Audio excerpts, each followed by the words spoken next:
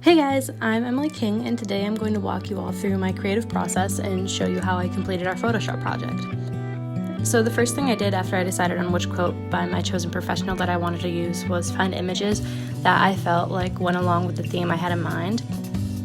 So going off of this, what I did was look up photographs on Unsplash that fell under a few different categories such as women's suffrage, ethnic minorities, civil rights, and social classes.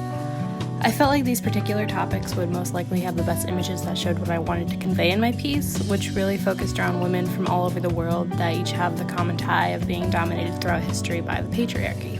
You just now saw me switch to the magnetic tool. This was super helpful and also had some mess-ups involved with it, but overall I felt like it worked really well for hugging the girl's frame in a way that the quick selection tool just wasn't able to do. After I got her all cut out, I noticed that the sleeve from the person in front of her had a really weird shape out of the side of her face, and that led me to decide that should be a smaller image in the background hidden behind someone else.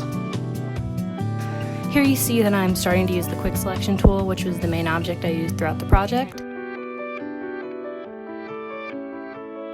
I had this idea of a flyer being tacked up onto a bulletin board and just really wanted to run with that and see what I could come up with. I knew from the start that I wanted to incorporate red somehow just because it evokes a feeling of power, and white behind it really drives that point home in my opinion.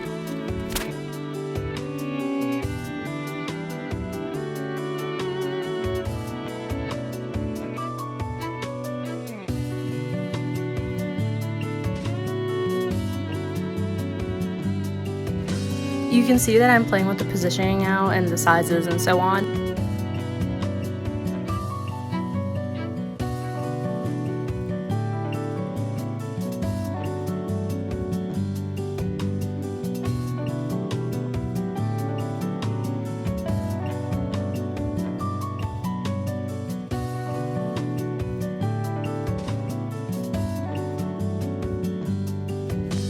Okay, so now we're gonna jump forward a bit to me making decisions of scrapping the red background and replacing it with the storm cloud.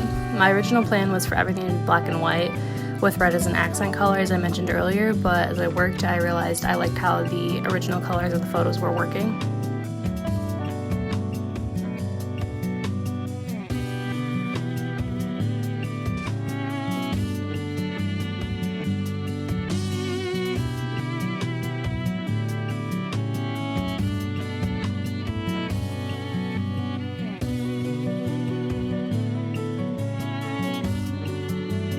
The group of ladies on the steps, which was definitely the most time consuming to mask, but it still didn't end up taking too long.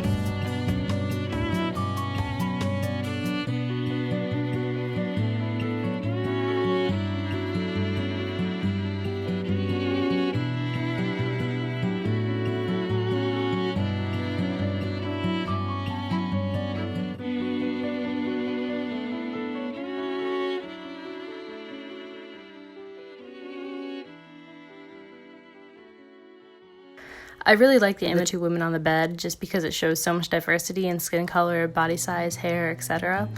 It just really captured the whole essence of what I believe Linda Nochlin stood for, so I wanted to include that.